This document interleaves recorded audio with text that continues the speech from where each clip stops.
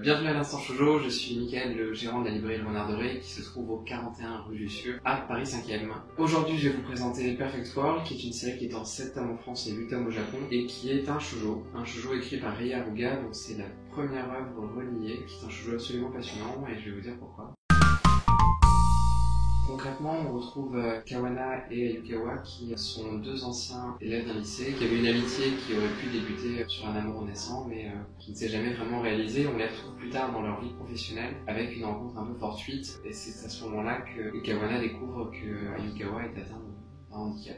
Tous ces sentiments qui étaient naissants et qui n'avaient pas pu s'exprimer à l'époque parce que, pour diverses raisons, ont maintenant la place aujourd'hui de s'exprimer, sauf qu'il va falloir vaincre quelque chose, c'est le handicap et le fait de commencer une relation avec une personne handicapée qui a lui-même beaucoup de raisons et de ne pas vouloir entrer dans une relation. Et si on parle du handicap par rapport à un shonen manga comme Silent Voice, est-ce qu'il y a une différence dans le lectorat qui vient acheter la série, qui vient lire?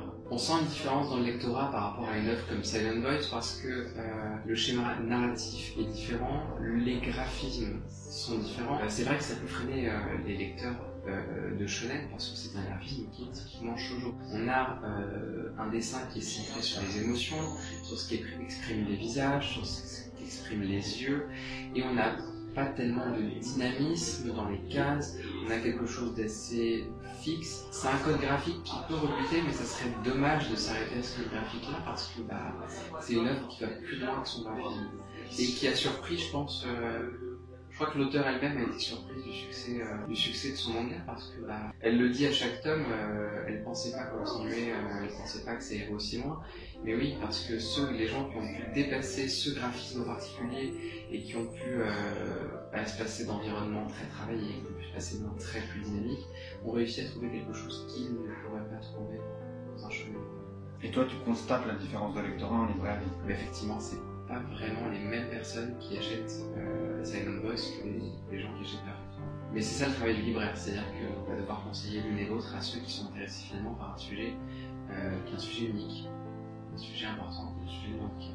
C'est un livre qu'on conseille lorsque des personnes viennent nous demander une œuvre dramatique. Le drame, quand on cherche à définir du drame en manga, c'est un peu compliqué parce qu'on trouve du drame dans le seinen, on trouve du drame dans le shoujo, et on peut en trouver parfois dans le shonen quand c'est le cas de Silent Voice. Donc finalement, nous ici, ce qu'on a fait avec notre regroupement dramatique, c'est qu'on a un peu mixé les trois genres. Perfect World peut intervenir pour quelqu'un qui cherche du drame avec un graphisme shoujo et avec un sujet qui est le sujet de handicap.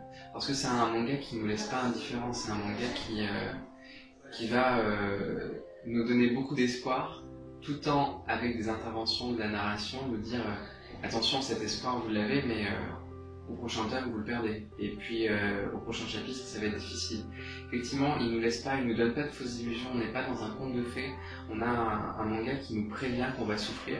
Et effectivement, et on aime souffrir en lisant Perfect World parce que c'est un manga qui est réaliste. Et on a besoin de ce réalisme quand on a, comme moi, 30 ans passés, et qu'on a besoin de dire des choses qui se rapprochent de nos sentiments et de nos vies actuelles. Donc Perfect World, je le conseille à des gens qui sont prêts pour une histoire dramatique, qui sont prêts à verser quelques larmes dans le manga, parce que le manga fait verser quelques larmes, et qui sont prêts à prendre du recul parce que finalement c'est un manga qui vient un peu bouleverser toutes nos positions sur la relation amoureuse et sur ce qu'on est prêt à perdre dans la relation amoureuse pour pouvoir au profit de quelque chose de plus grand.